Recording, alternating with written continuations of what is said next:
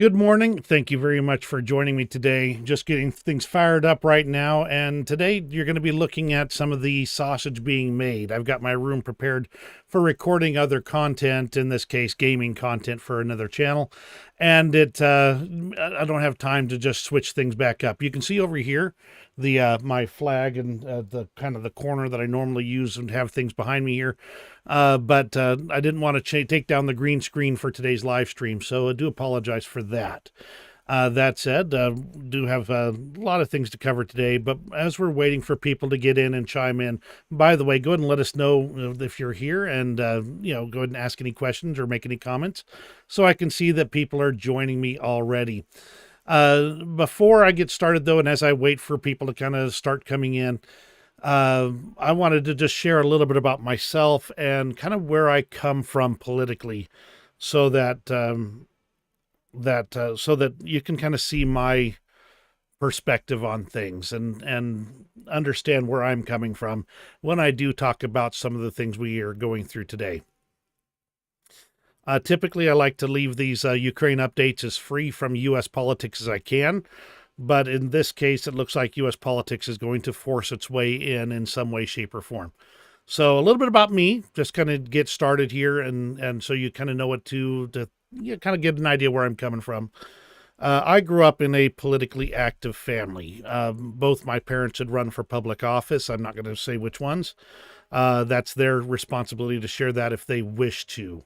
But suffice to say, they had run for local public office where I was living at the time, and showed, and we were Republicans. We were part of the Republican parties. This is the early to mid '80s. In fact, the late '80s is about when I'd be talking about the most, in early '90s. And we were active. We were politically active. We were very much connected to the political situation that was going on where we lived.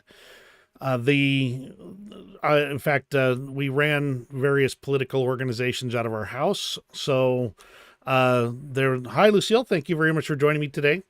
We ran political organizations out of our house, so I got very much used to answering the telephone with very professional wording and handling phone calls of that type, and on a constant basis. There was more than one morning where I woke up and found a news crew in my living room, and me in my bathrobe. It felt kind of silly, but overall, that's kind of the situation I was in as a young kid. When it was time to register to vote, I registered. Hi, Jerry. Glad to have you on board. You two will both be familiar with some of this. Quite familiar, in fact. But when it was time to register to vote, it seemed like a no-brainer to register Republican. But even back then, in the early '90s era,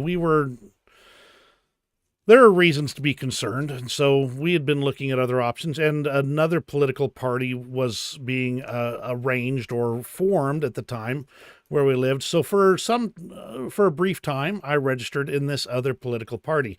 You might say I was Tea Party before Tea Party was cool. This independent party, that independent American party, actually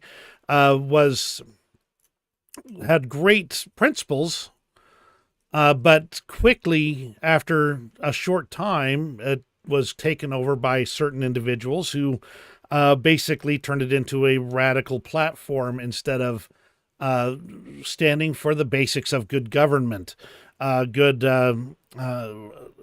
moral government, for lack of a better way to say it.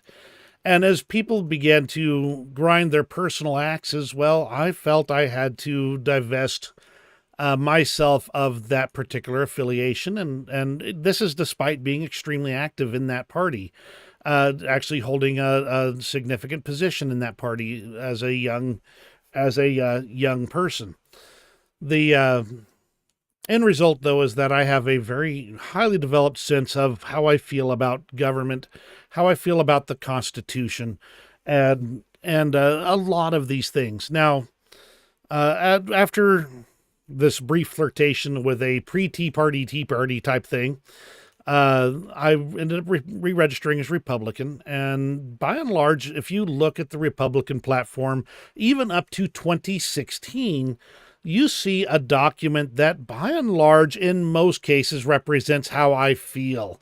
This is the Republican Party that stood for constitutional government, minimal regulation, the ability for the middle class and for all Americans, in fact, to hold on to their own money rather than have it spent for them on programs they may not believe in or may not wish to be a part of.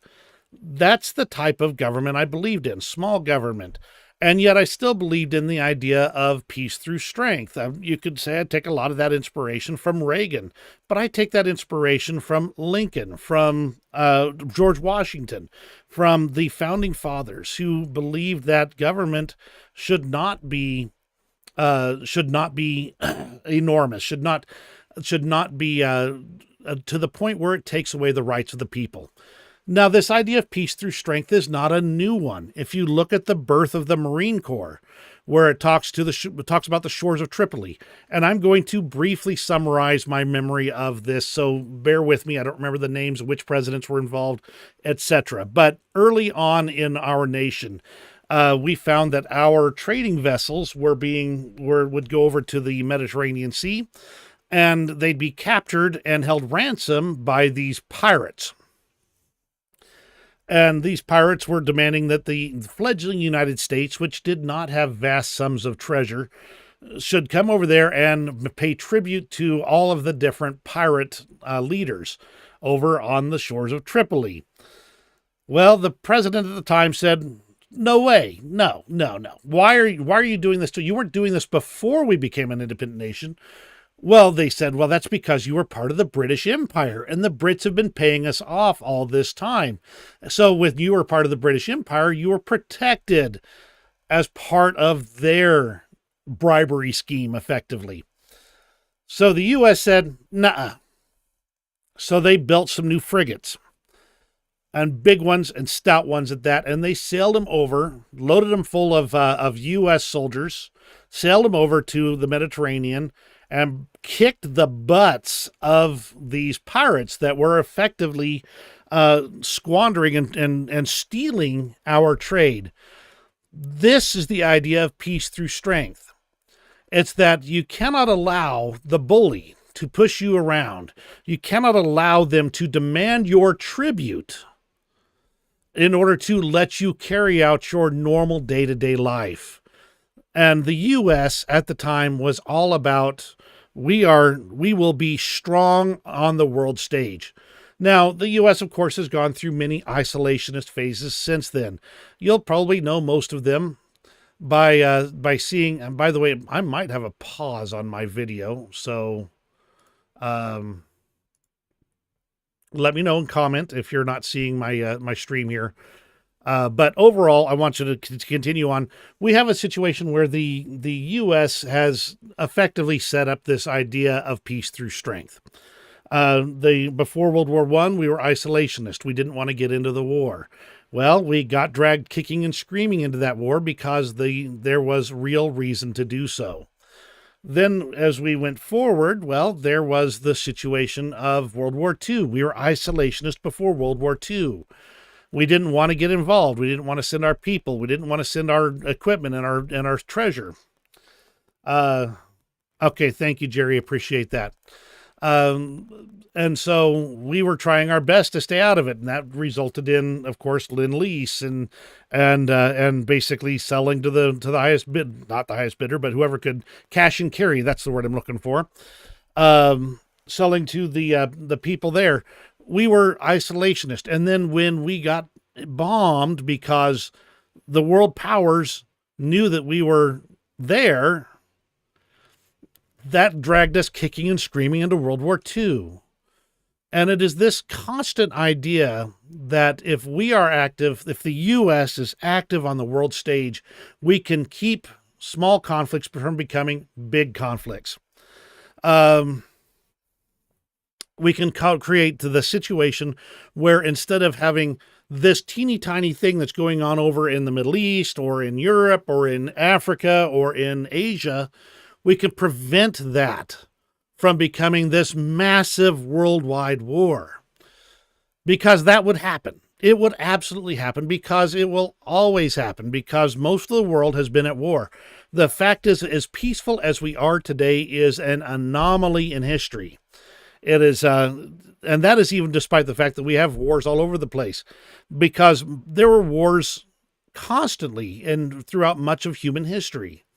So the U.S. on the world stage is a power for good, one that prevents violence. Now, there are, of course, times when the U.S. has not lived up to the best of that ideal. In fact, many times. I'll particularly point to the Iraq War, which I still believe was done under false pretenses in that regard. That said, that doesn't mean Saddam Hussein should be remaining in charge of that country. He was a bad dude, but that was not the proper way for us to use our power at that time. Conversely, the situation in Afghanistan, they supported that terrorist attack in some ways, or at least they were harboring those that did. So I could see at least a justification for that. But now we come forward to today. The U.S. has not started any new wars. The U.S. was not part of starting any new wars for quite some time. A lot of that was, thanks to Donald Trump, and I'll give him credit where credit is due. But now that we have been peaceful for that period, the dictators of the world are looking at the U.S. and saying, I think they're not what they used to be. They're not the power they used to be. I think that with the right pressure, I can fracture the United States so that they are no longer able to stop us from carrying out our plans. Because that's really all that stood between a lot of these dictators in the world and their world plans, their plans to expand their influence, to expand their power. And say, they're just waiting for the U.S. to show that sign of weakness. Peace through strength is how we prevented that. But in the end, you must be able to throw that punch. Otherwise, your being peaceful is just being useless. And as we go into this new isolationist phase, I believe that we are surrendering our nation and our will to these foreign powers. We're surrendering our influence in the world, our influence for peace. And we're surrendering it to them and allowing them to take the lead. And as we do, then China and its vassal state Russia will fill the gap, will fill the hole that is left behind. Our Constitution was set up to set up a government that is of the people, by the people, and for the people, that work to our people's interests. And our leaders have since interpreted that to mean peace through strength, to be willing to throw the punch, but our power meaning we don't have to until the time is right. That is where we stand today. Our Constitution is inspired. Our leadership over the years has been to this moment one that has been a force for good in the world. And we are surrendering that as we speak. So that's my thoughts for today. Let's go ahead and get into the Ukraine war update. And I appreciate you allowing me to talk for a little bit here and kind of give some of my history. Let's go ahead and get started. I'm going to go ahead and flip over to my other camera here. Let's go to the other side. There we go. That's better. In Udmurtia, in the area of the Votkinsk machine building plant where ballistic and operational tactical missiles are produced, a powerful explosion occurred. This is probably from the company's testing site nearby. Now, I'll go through this a little bit. The Russians have been saying, oh no, it's just technical works. It's amazing to me how many of Russia's technical works are resulting in in large explosions. And that's what we're looking at right here. The nearby town of Izvesk has heard the whole explosion and has been monitoring it. It was quite the conflagration. The massive explosion occurred at this factory. Now, this factory does produce intercontinental ballistic missiles, meaning these are their nuclear missiles. I doubt there's any nuclear material on site, but the missiles that they'd stick their warheads on are produced at this plant. This did cause a large fire to break out at the factory, and the Russians have declared that this is from a scheduled test of rocket engines. Again, I am always amazed at how many scheduled tests happen that result in huge, massive explosions and the destruction of much of the equipment around. They do call it a planned event and not an emergency. That is according to the Ministry of Emergency Situations. So really, they're trying to cover up whatever happened there. They're trying to bury it as best they can.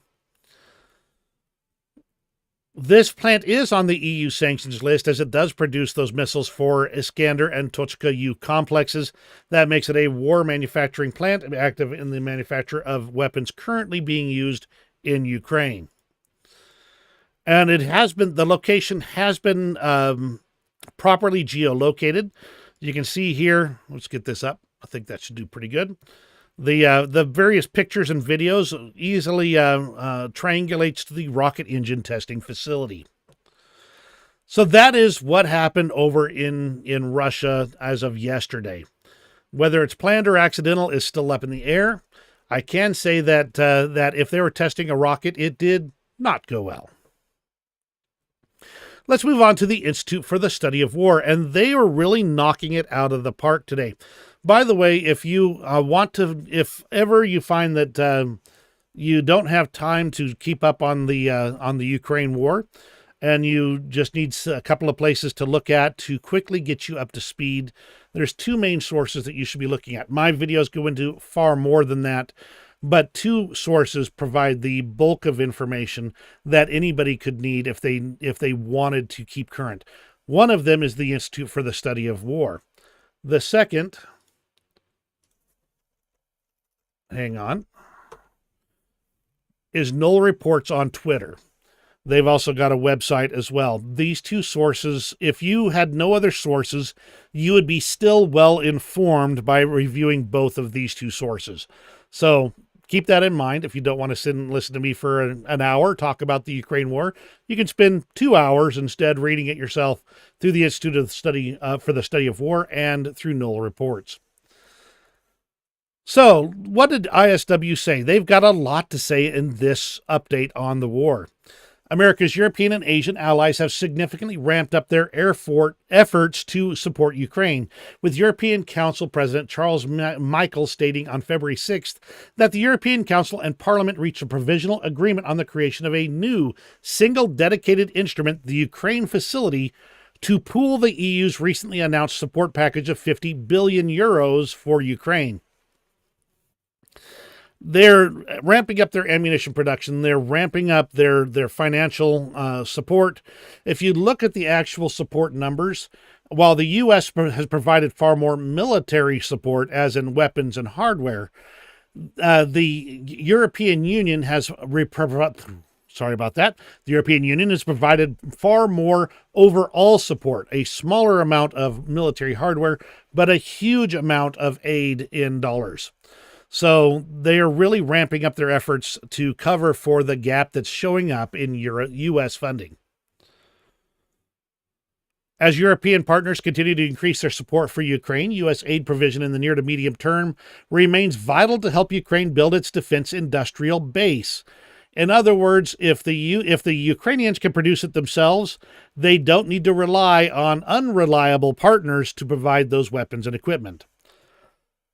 The U.S. Army plans to significantly increase U.S. domestic production of 155mm artillery shells and shell components for Ukraine in 2024 and 2025, hoping to get to a target rate of 100,000 shells per month as of next year. Now, 100,000 shells per month is a pretty good amount, but they're having to open a brand new plant. I believe it's in Texas, but I'm not absolutely sure. So the current way of producing artillery shells is basically straight out of World War II.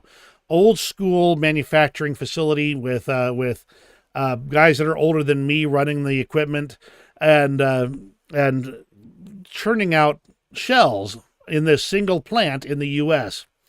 They're now building a second plant to start getting to that target figure of 100,000 shells.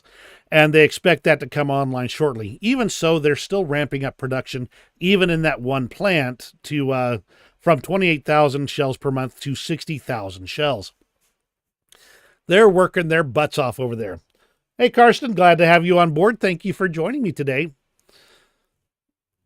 Moving on, the Russian authorities are reportedly paying Iran roughly $4.5 billion per year to import Iranian Shahed drones. Now, I've got this in a couple other places, but I'll summarize it right here. And just kind of clear out the other ones when I get there later. A hacker group found some information in the servers of the Iran Revolutionary Guard Corps, and it reports that Russia is paying $193,000 per Shahed drone in batches of 6,000. If they only buy 2,000 drones, the price shoots up to 200 and some odd thousand. So they're making bank on these drones that they're selling to Russia, and Russia is doing it quite willingly. Russians have since tried to start simplifying the Shahed drone and making it cheaper for local manufacture. But interestingly enough, I believe I have that later here today, Ukrainian forces have struck the plant where they are doing that exact production and may have severely crippled their Russian Shahed drone production. Russia's reportedly unfreezing North Korean assets and helping North Korea evade international sanctions in exchange for missiles and artillery ammunition for Russia to use in Ukraine. And this is the most fascinating part here. For years, we believed that Russia would be able to outproduce us in artillery and ammunition, mainly because they would be all in on doing so. And yet it turns out that if there's even the slightest pushback, the Russian defense industrial base falls apart. As soon as they have to start really expending ammunition in a high-intensity, high-tempo war, they can't keep up any longer, and they have to go to places like North Korea and Iran in order to carry out and continue carrying out their attacks. Compare that to Ukraine with an industrial base far smaller. It makes perfect sense that they're going to need help in order to go up against Russia. And as long as that aid was coming, Ukraine was winning. Now that it's not, we're looking at some bad situations on the battlefield. We'll see that as we continue on. Russian Security Council Secretary Nikolai Patrushev emphasized on February 6th that Russia needs to protect its strategic facilities as Russian authorities continue to voice concerns about external and internal threats to Russian infrastructure. Internal threats. That's an interesting little ad right there. It's clear that there is a small but growing partisan movement in Russia that is gradually causing them damage and slowing down their production of war materiel. It's pretty crazy to see. Now, of course, Russia calls every attack on their territory a terrorist attack. They should look in the mirror sometime. But overall, that's the situation over there, is that they're looking at having to protect facilities far behind the front lines, deep inside Russia, in order to be able to successfully prosecute this war and protect their facilities, because they're getting actual attacks deep in their heartland.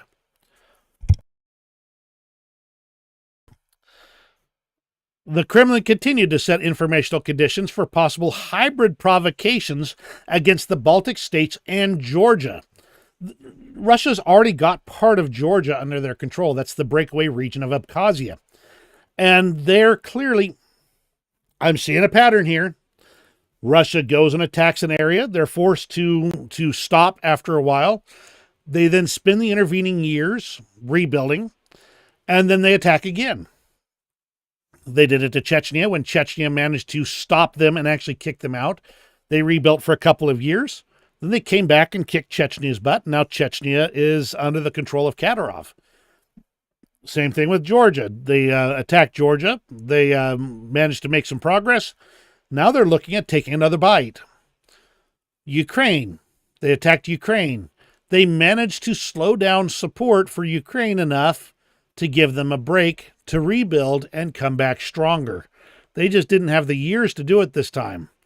So they're trying to take advantage of the break they're getting now. They're setting up the same thing for the Baltic states. These are areas that were formerly under Soviet control, directly in the Soviet influence. And I have actually seen people say, well, yeah, that's just people that are formerly under Soviet influence. So they're just putting together the old band. How you can believe that when we can see Vladimir Putin's own words and the words of his propagandists and the maps they've produced that show Alaska to Lisbon, Portugal, all under Russian control. Yeah, I don't see how you can believe that at all. Russian-Israeli relations are likely to continue to decline against the backdrop of Russia's increasingly anti-Israel stance on the Israel-Hamas war. Remember that Israel and Russia had a pretty cozy relationship for years. Israel didn't want to make an enemy if they didn't have to. But as soon as Russia came out in support of Iran, well, the gloves have come off. And the Israelis have said that they will do everything they can. Once they take care of their war there, they'll do everything they can to support Ukraine with everything they can. Interesting to see. All right, let's see. Take a brief pause to look for questions here while I get a drink of water. And go ahead and pipe in or questions or comments. I absolutely would love it if you would. I'll go ahead and pause for just a moment and switch cameras here. Let's see. I've got too many buttons in front of me right here. And as I mentioned earlier in the video, this is I've got two cameras set up right here because I'll be recording gaming content later, hence the green screen, which I would normally not have. Behind the green screen is my the map of the U.S. that I normally have up for these videos. And like I said, you can still see my plant and my shelf over here on this side if you're just kind of seeing some of the sausage made today.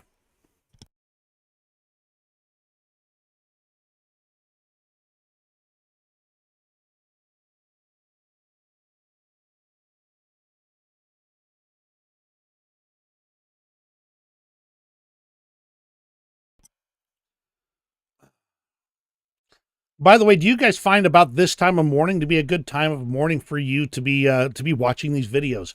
Let me know in the comments as well, because I would like to know a good time that works for pretty much everybody if I can.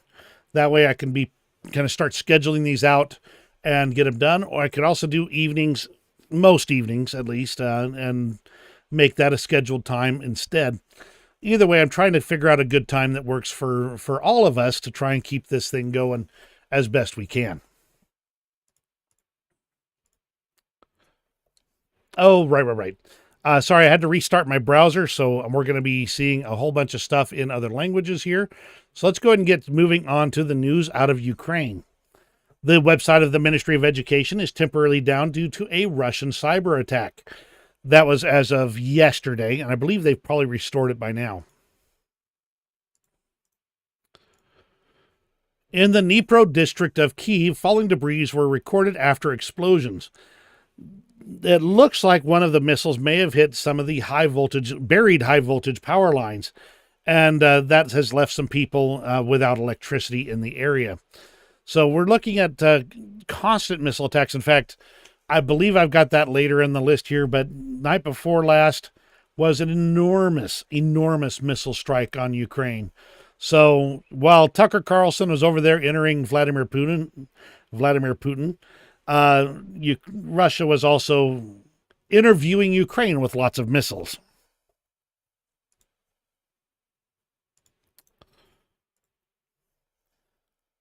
Same thing with Mykolaiv. In fact, the attacks the night before last were pretty massive. There are reports out of Lviv, Odessa, Mykolaiv, Kharkiv, and of course Kiev itself. So overall, it was a bad night. They report it as the largest scale attack against Ukraine. I'm not sure because I know there have been some pretty big ones since the start of the year. I haven't seen anybody report the raw number of missiles and drones.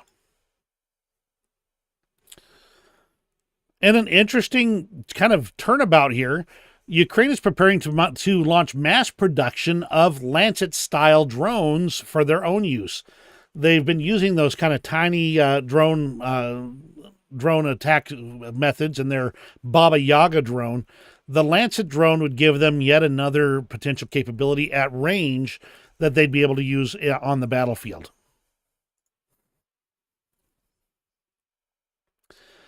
This is the only report I've seen as far as the number of Russian missiles, 64, and the Ukrainian air defenses down 44 of them. That's roughly a two-thirds shoot down there. They are clearly running low on air defense missiles and capabilities. Interesting aside here. The Russian Federation struck Kyiv with a new ZM-22 Zircon hypersonic cruise missile launched from Crimea. These are brand new. They are, I believe they were developed in about 2017 timeframe, first actually entering service in 2023. It's a hypersonic missile that accelerates to speeds in excess of Mach 8, and that would put it into a situation where it would not be able to sense where it was going in order to be able to maneuver and attack a target. So in its terminal phase, it's believed to drop around into the Mach 5 or so range as it comes into to its final destination, allowing it to use its sensors to be able to guide and hit the location. It's what was believed this anti-ship missile is believed to be what it hit the underground cables and took out the power in some of those areas. Interesting to see that Russia is continuing to bring their latest technology to the fight.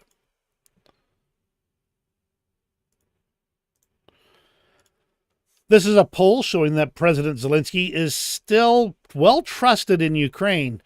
70%, 69, I believe it was.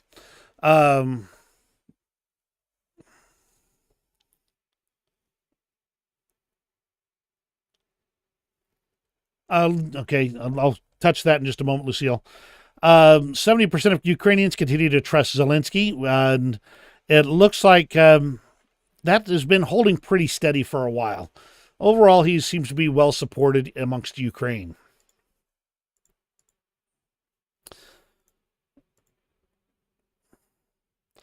Ukraine has also been using new kamikaze jet drones with high explosive fragmentation warheads, and they're powered by German JetCat P400 Pro engines. So a jet engine, a new warhead, looks like they're really upping their game on drones in Ukraine.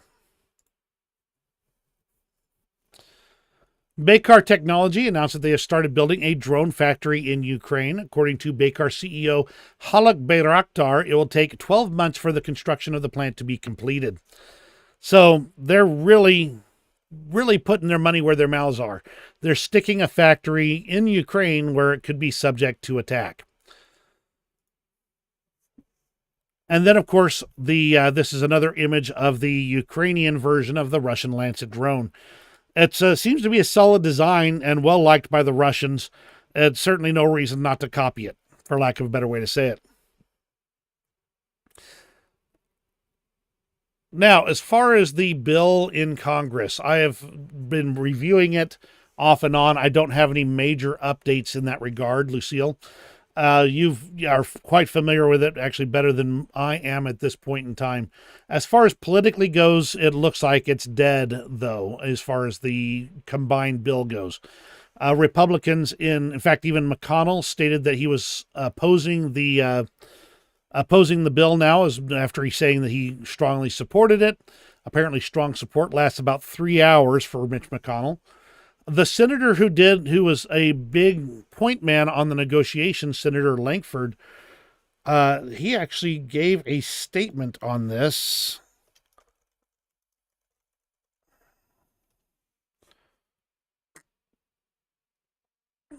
I'm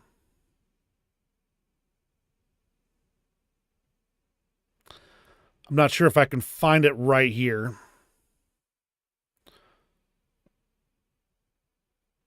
But he put out a statement on the bill saying he'd received threats over it that he had negotiated strongly and in good faith to make a compromise bill. And to be honest, if you go and watch Senator Langford's video, I'll see if I can find that and put it into the comments for after this video.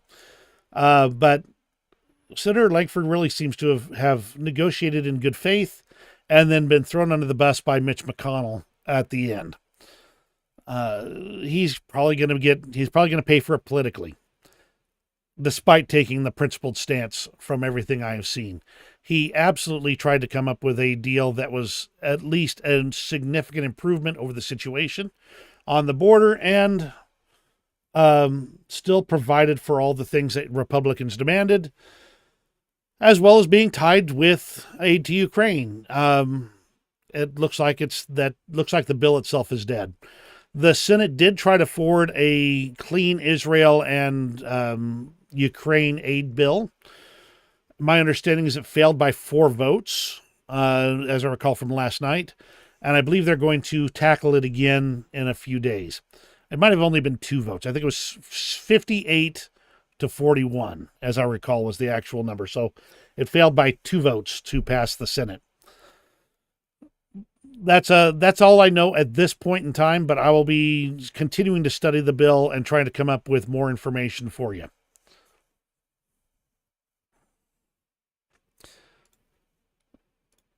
Let's go ahead and move on to the situation in Russia. Belgorod came under attack yet again. They say that the lights were out and the air defense is working. The siren's no longer working, apparently. There are a lot of crazy things going on in Russia. Sorry, I'm having to pop the translation on the fly here. There was an attack on the Russian Federal... Oh, sorry, let me rephrase that. The Russians attacked Kharkiv with more missiles from North Korea. Now they're showing these Vasan 11GA or KN-23 missiles, the fragments of which they have been cataloging and analyzing to make sure they're from North Korea.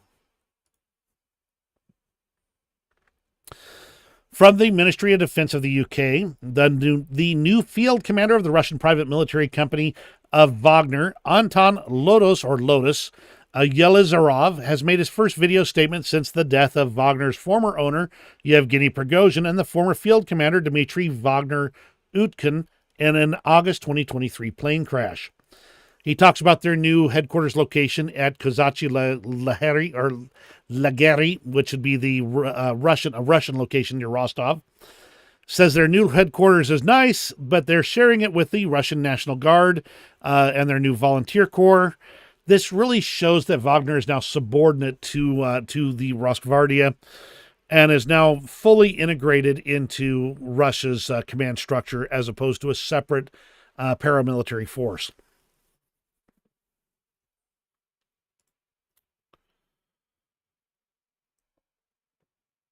There's been apparently Russia's been finally adding Budanov and Navy Commander Alexei Nezapapa on their list of terrorists and extremists. Heaven forbid you defend your country. 77% of Russians support war in Ukraine, according to a recent poll by the Levada Center. 77% support full-scale war, with only 16% saying they're opposed to the war. And that is why the war continues. Ukrainian Special Operations Forces destroyed a Russian-held mining platform in the Black Sea. This mining platform not only had radar and communications equipment, it was also a launching platform and a radio communications platform for their drone operations in the western Black Sea and other areas. The Ukrainians blew it up.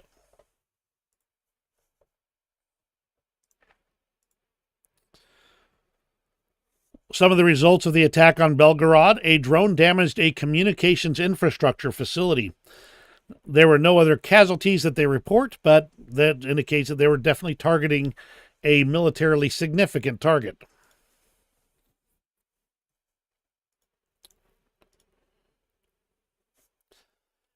Here's an interesting little side note. From Crimean Wind, the former head of the Russian General Staff announced the failure of Russian artillery, tanks, and aviation in Ukraine. A record state arms program in the history of the country, costing the budget 20 trillion rubles. For 10 years, it turned out to be powerless to eliminate the gap between Russian weapons and Western ones. The war in Ukraine has revealed problems with key types of weapons of the Russian army: artillery, missile systems, tanks, and aviation. The Moscow Times is quoting the former chief of Russian General Staff, Yuri Baluvsky. That means that Russian domestic equipment is inferior to Western equipment. Their tanks are easily detected and easily hit and targeted. And he believes that Russia has not gained air superiority because this problem turned out to be unsolvable for Russia. A real indictment of Russia's war machine. That said, as long as they can keep turning it out, they can keep causing problems for Ukraine. Russia will allocate another 100 billion rubles for drones. They want full cycle production, but they're finding that corruption and a shortage of parts are hindering them. Once again, and I pointed this out many times in the past now, corruption seems to be the common theme, the common thread between in all these incidents. The situation in the United States, the situation in Russia, the situation even in Ukraine to a certain extent, all based on corruption. If Russia had managed to root out corruption and counter it instead of encourage it and allow it to flourish, they would be nearly unstoppable on the battlefield without full commitment by the rest of the world to take them on. But they allowed bribes, graft, and corruption to weaken their abilities as a state and as a military. We're seeing much the same happen in the United States, where government leaders make far more than their paychecks from the government would allow them to do. And how these people are managing to make millions of dollars on paychecks that are tiny by comparison, well, I'll let you make your own conclusion in that regard. But corruption is going to result in the downfall of nations.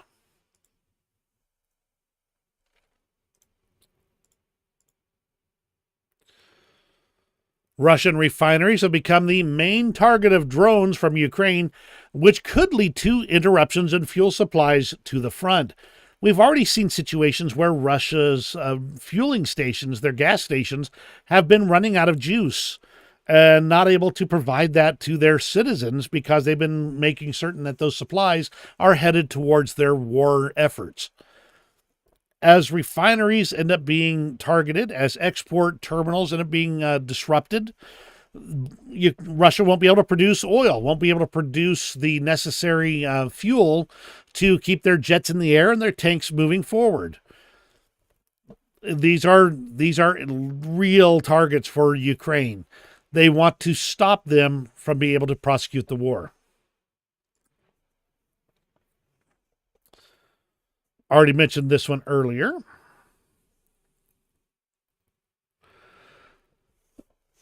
Medvedev spent a little bit of time saying they're not planning to attack NATO. But when we do attack, it will be the end of everything.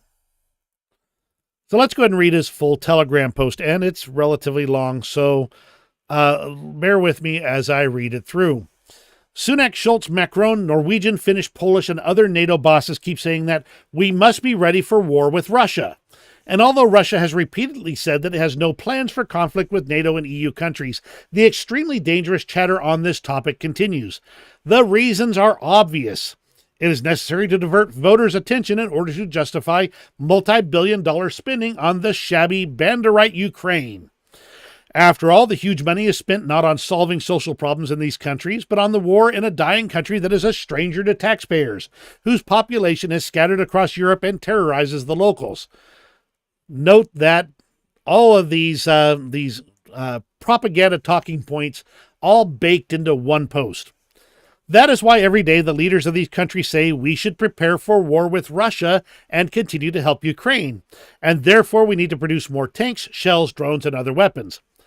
But all European leaders cynically lie to their citizens. If, God forbid, such a war happens, it will not follow the special military operation scenario. It will not be fought in trenches with artillery, armored vehicles, drones, and electronic warfare. NATO is a huge military bloc. The population of the alliance countries is almost 1 billion people, and their combined military budget can reach $1.5 trillion. Therefore, due to the incomparability of our military potentials, we will have no choice. The response will be asymmetric. Ballistic and cruise missiles with special warheads will be used to protect the territorial integrity of our country. This is based on our doctrinal military documents and is well known to everyone. And this is the notorious apocalypse, the end of everything. That is why Western politicians should tell their voters the bitter truth, not keep them as brainless idiots. Explain to them what will really happen instead of repeating the false mantra of being ready for war with Russia. And this proceeds once again from a false premise, the idea that NATO countries would attack Russia. NATO countries are a defensive alliance. They do not attack other nations. There are individual countries that might support an alliance or an aggressive action elsewhere, like when some of those countries assisted the U.S. in various of the military wars that they carried out in Afghanistan, for instance. But they are not as a bloc one of aggression. They are a defensive alliance. Russia attacking the West is likely. It is not even possible. It is likely. And the truth is that if they do, that the Western alliances either will fight back, push them back out of their countries, or they will simply have to surrender. They will have to give up their freedoms and allow Russia to take over. They've got to push them back out of their country. There's no need to go into Russia to deal with this. They can send their own missiles and their own drones and things like that to destroy strategic targets, much like Ukraine is doing to Russia right now. This implication is that as soon as Russia gets into a war with NATO, it goes straight to nuclear. That is why we have to be worried about what Russia will do, because there are madmen on the button. Madmen holding the button is not a good thing.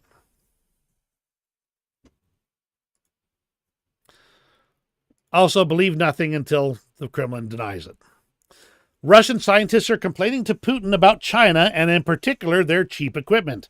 And I'm going to summarize this one because the way it's phrased is kind of hunky.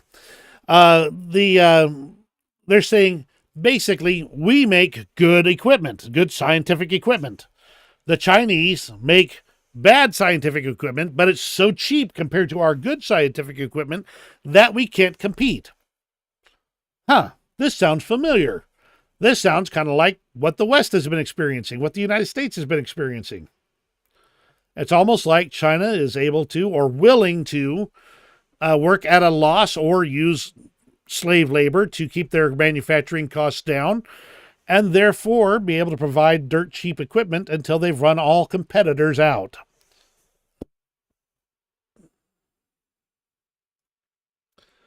All right, let's go ahead and move over to the international situation. In fact, I'm going to pause for just a moment and take a brief drink break. By the way, again, thank you for joining me today. So I appreciate every single one of you.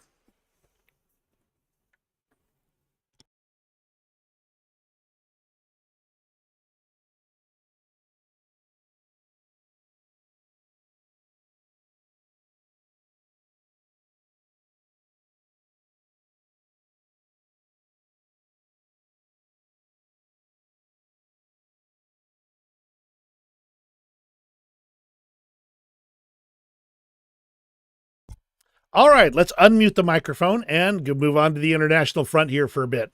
YouTube blocked about 40 regional channels in Russia without explanation. They're sanctioning Russia because they are causing problems for the world. Canada's House of Commons passed a new Ukraine free trade deal This will allow to now go to the Senate for final review, but it looks like they're working on a basically an agreement to help Ukraine keep their economy going.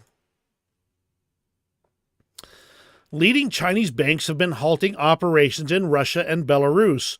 China's Shouzu, I can't pronounce that one. China's Shouzu Commercial Bank has notified its clients in Russia and Belarus that it is ending all of its operations there due to payment issues associated with Western sanctions.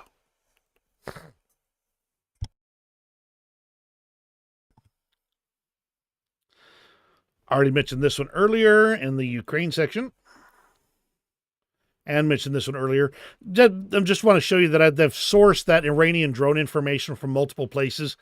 Interesting to see how expensive they are. One drone costs $375,000 to produce, but in volume, they're selling them at $193,000 each for 6,000 units, or $290,000 for 2,000 units. The European Union expects to provide Ukraine with 1,155,000 artillery shells by the end.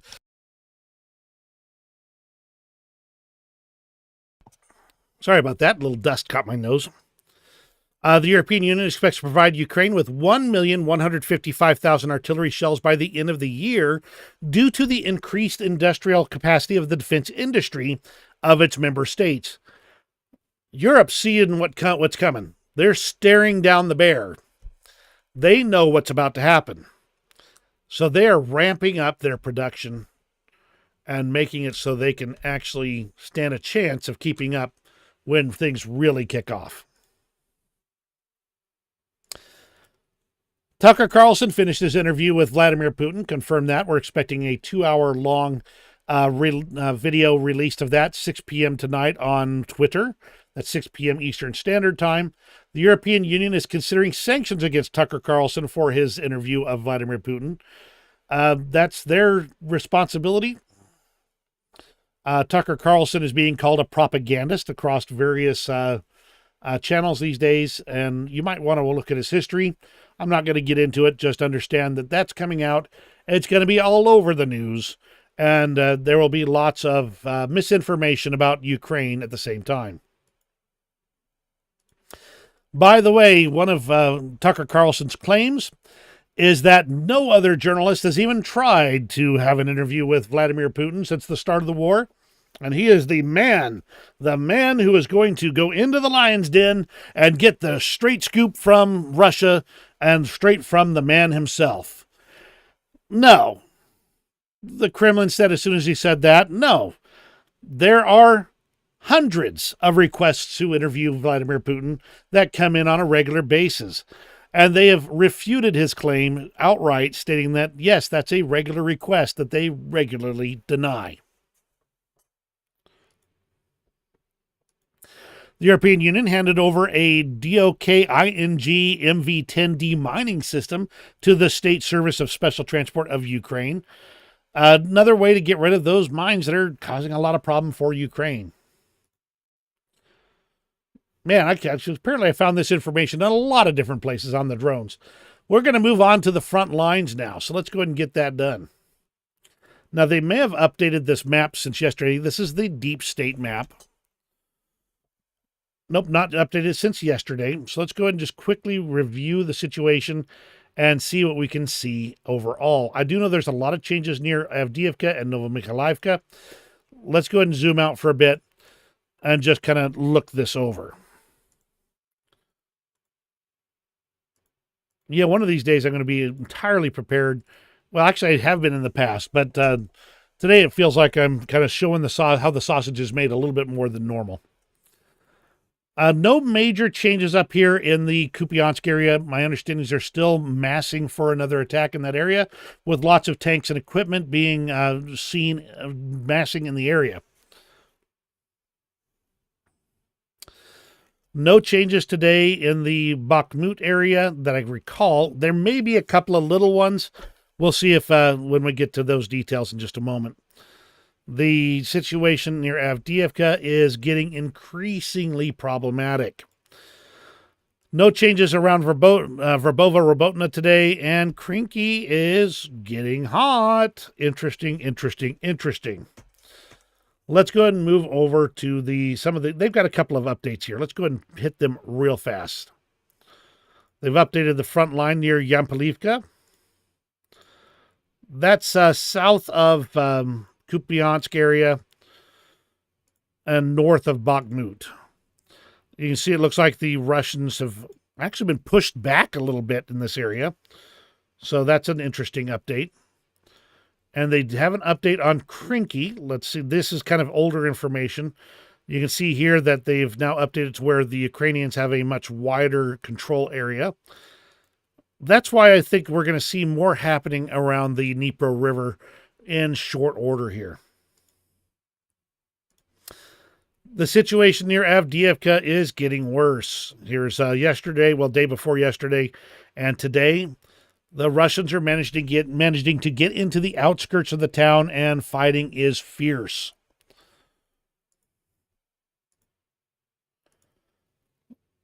Similarly, the other day, Ukraine actually recaptured this area right here. You can see this kind of interesting, let's just get that in the right color here, interesting bow shape. And it looks like the Russians have managed to counterattack and bring the lines right up to the outskirts of Novomikhailivka. That's a pretty decent summary of the front lines right there. The War Gonzo, now this is just to show that I don't take all my sources from Western ones. War Gonzo basically confirms the exact same information overall. They do point out on the Donetsk front out Novomikhailivka, no one is talking about a breakthrough of the Ukrainian defense yet. So it's clear that the situation is very much fluid and something to be watching carefully.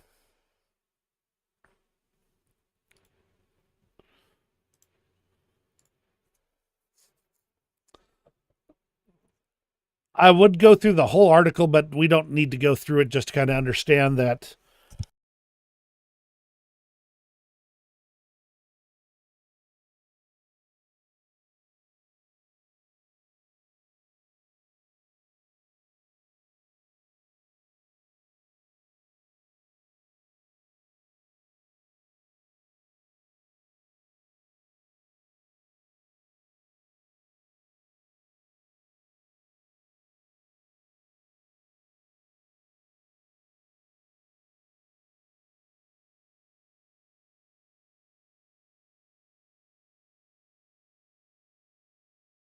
Thank you for the heads up. How long ago did you lose it, Lucille? Did you hear my bit about, 12 seconds. It's about the delay I'm working right now. The situation at Avdiivka is getting to be more problematic for Ukraine. The Russians have managed to start pushing into some of the outside areas, pushing back defensive lines that have been very reinforced, as Ukraine is suffering a shortage of artillery shells. Now, the word is they're bringing more of those artillery shells forward to try and cover the gap. It's not looking good for Ukraine at this point. I'll be watching to see if something changes. And thank you for updating me there.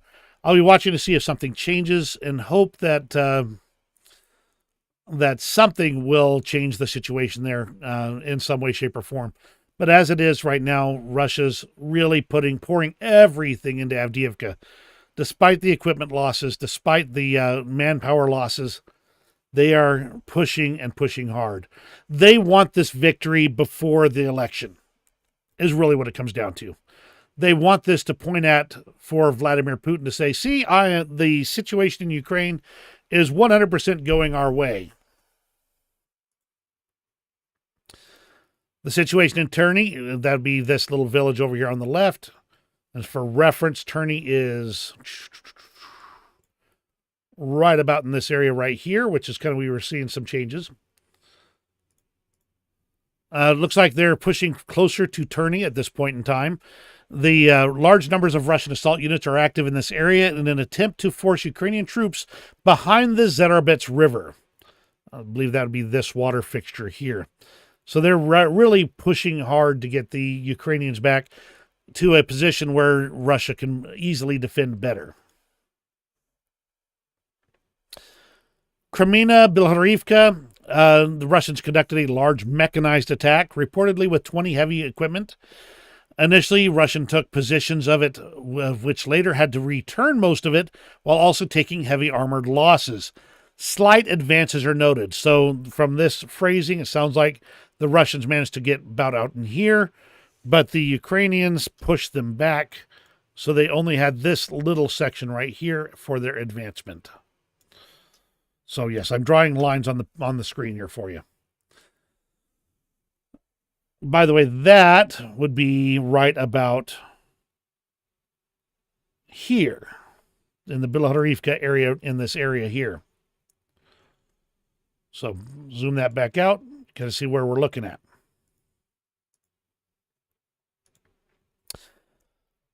The area near Sinkiivka is once again getting hot.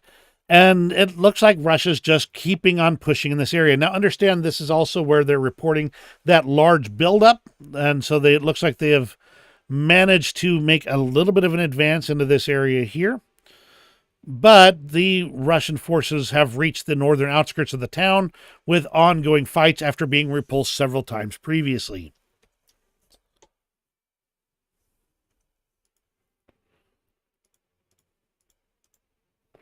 Oh, crud. They've refreshed this. There we go. This is some of the video out of Krinky area. And this is where they stuck a flag, a Ukrainian flag, and which still stands. Oops, hang on, let me mute this sound because it's loud. They planted a flag there more as a PR stunt than anything else. But it's still standing at this point. But look at that shell crater. It looks like the surface of the moon, not a village in Ukraine.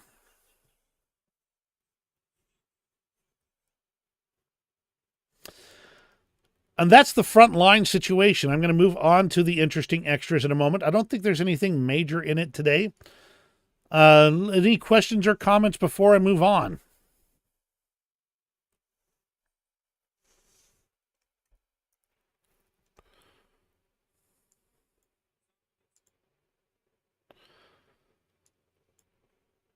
You know, moving on to the interesting extras, this is a fight of brother against brother, father against son.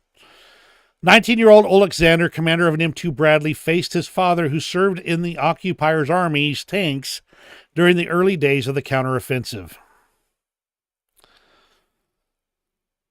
A lot of cases, this is how things are going in Ukraine. Still, this young man is fighting for his freedom, even if he has to face his own father to do so.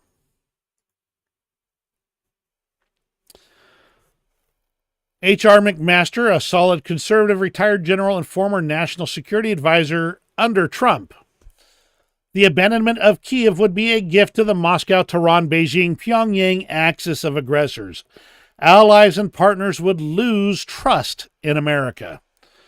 And that's why I wanted to talk to you early in this video about my history and my beliefs in regards to the American role in the world.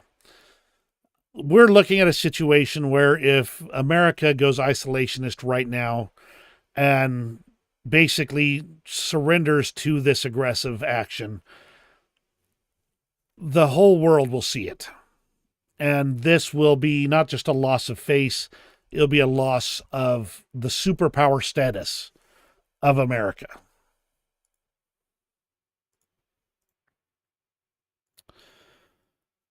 From the missile attacks in Russia the other day, there were a couple of dogs recovered from the rubble, one of which survived. And even though with all that's going on, the Ukrainians still try their best to even recover the pets and the animals from these attacks. This is just funny. Watch this cat carefully. You can see this cat is in the middle of a room full of dogs and is very gently tiptoeing his way through. I often think that's got to be what it's got to be like living in right on the border to Russia. You got to tiptoe very carefully to avoid getting into the sights of that particularly nasty bear. Police officers were able to rescue a dog from a blocked apartment in Kiev after the Russian missile attack. The owners were also alive and well and reunited with their pupper.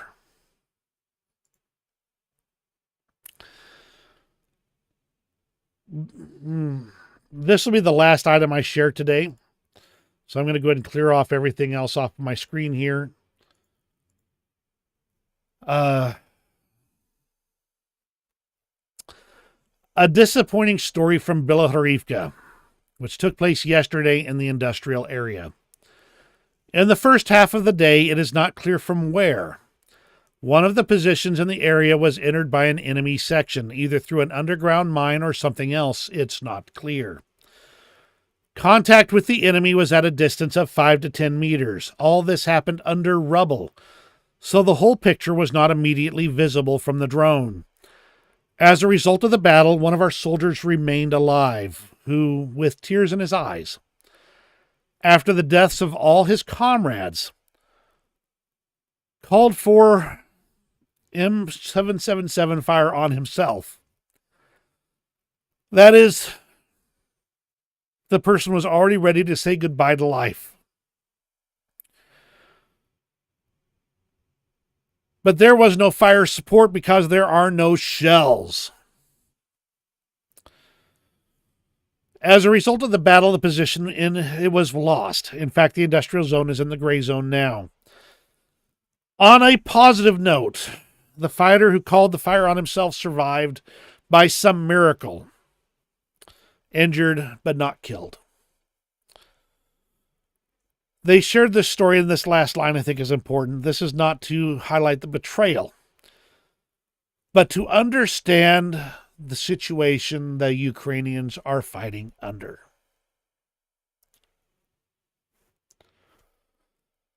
That's I'm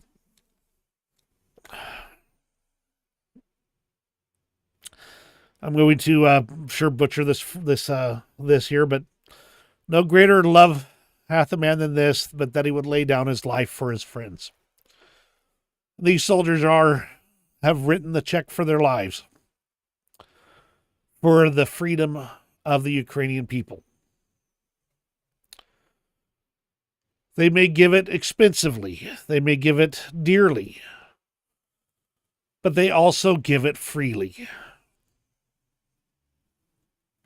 And that's your Ukraine update for today, February 8th, 2024. Thank you for joining me today. If you appreciate my coverage of the Ukraine war, hit that like button. And if you're new here or aren't familiar with my content overall, please subscribe so you can see some of the interesting things that I put out, including updates about the Ukraine war. Thank you again for joining me today. You have a great rest of your day, and we'll see you on the next video.